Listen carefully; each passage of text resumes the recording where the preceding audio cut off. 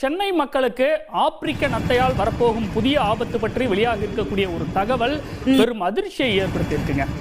Giant African snail என்று ஆங்கிலத்தில் அழைக்கப்படக்கூடிய ஆப்பிரிக்க நத்தை மெனிஞ்சோ என்சிபாலிட்டிஸ்னு சொல்லப்படக்கூடிய மூளை தொற்றை ஏற்படுத்தி உயிருக்கே ஆபத்தை ஏற்படுத்தலாம்னு வெளியாக இருக்கக்கூடிய புதிய ஆய்வு முடிவு பத்தி தான் இந்த தொகுப்புல நம்ம பார்க்க போறோம். மழை வெள்ளம் ஏற்படக்கூடிய சமயங்கள்ல தான் இது கட்டுக்கடங்காம பெருகும்னு சொல்லப்பட்டிருக்கு.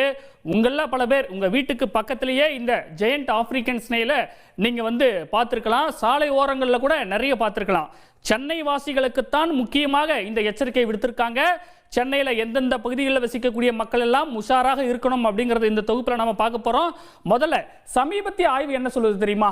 அதாவது ஆப்பிரிக்க நத்தைகள் சென்னையினுடைய மையப்பகுதியான பரங்கிமலை, திரிசூலம், பெருங்களத்தூர் இந்த மாதிரியான இடங்கள்ல ஒரு ஆய்வு பண்றாங்க. சுற்றுச்சூழல் தொடர்பான இந்த ஆய்வுல தான் இந்த ஆப்பிரிக்க நத்தைகள் இந்த பகுதிகளெல்லாம் மிக அதிகமாக காணப்படுவதாக அந்த ஆய்வானது குறிப்பிட்டு சொல்கின்றது. நத்தையிடமிருந்து மனிதனுக்கு பரவக்கூடிய இந்த மூளை தொற்று எப்படி பரவும், எப்படி தற்காத்துக் கொள்றது? இதுல இருந்து ஸ்னைல போய் தொடுறதோ கையாலேயோ இல்லை காலாலேயோ தொடுறதோ முடிஞ்ச அளவுக்கு அவாய்ட் பண்ணிக்கிறது ரொம்ப ரொம்ப பெட்டரு. சப்போஸ் நீங்க டச் பண்றீங்க அப்படின்னா கையில க்ளோ போட்டுக்கிறது பெட்டர். வெறுங்காலோட முடிஞ்ச அளவுக்கு நடக்காம கடல் பகுதியில இருக்கிறது பெட்டர். அது போக சாப்பாடு எடுக்கிறவங்க ஃபுட் வெஜிடேரியன் நான் வெஜிடேரியன் 2 பேருக்கும் வருமாண்டா? எஸ். நான் வெஜிடேரியன் எந்தெந்த மாதிரி வரும் அப்படின்னு பார்த்தீங்கன்னா, இப்போ ஸ்னைலோ இல்லை கிராபோ இல்லை பிரானோ பார்த்தீங்கன்னா ஒழுங்கா குக் பண்ணாம ராவா சாப்பிட்டாலோ இல்லை ஒழுங்கா குக் பண்ணாம சாப்பிட்டாலோ பரவுறதுக்கான சான்சஸ் ரொம்ப ஹை.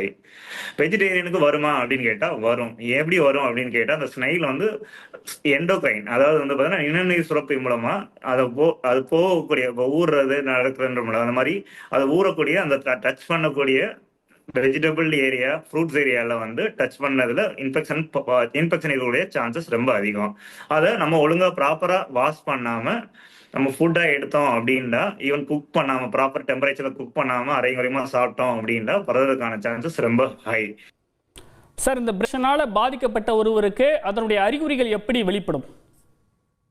நார்மலான காய்ச்சல் ஆரம்பிச்சு தலை சுற்றல், மயக்கம், வாந்தி, தலைவலி, அப்படியே கடைசியில போய் சுயநினைவை இழந்து உயிரிழப்பு கூட ஆகிறதுக்கான பாசிபிலிட்டிஸ் ரொம்ப ஹை. இதனால உயிரிழப்பு இருக்கா அப்படின்னு கேட்டா எஸ் இருக்கு. ஆனா இன்சிடென்ட்ஸ் அமீபாவோட கம்பேர் பண்றப்ப அதே அளவுக்கு இருக்கா அப்படின்னு கேட்டா ட்ரீட்மெண்ட் என்ன இருக்கு அப்படின்னு கேட்டா, இதுக்கு ட்ரீட்மெண்ட் டெஃபினட்டிவ் ட்ரீட்மெண்ட். அமீபாவுக்காவது கொஞ்சமா சப்போர்ட்டிவ் ட்ரீட்மெண்ட் இருக்கு. ஆனா இதுக்கு full and full supportive treatment தான். இதுக்கு ஸ்டீராய்டுன்ற ஒரு மருந்து தான் கொடுப்பாங்க. அது போக சப்போர்ட்டிவ் ட்ரீட்மெண்ட் தான் கொடுப்பாங்க. அதுக்கு பக்கத்துல உள்ள கவர்மெண்ட் ஹாஸ்பிட்டல்ல போய் விசிட் பண்றது நல்லது.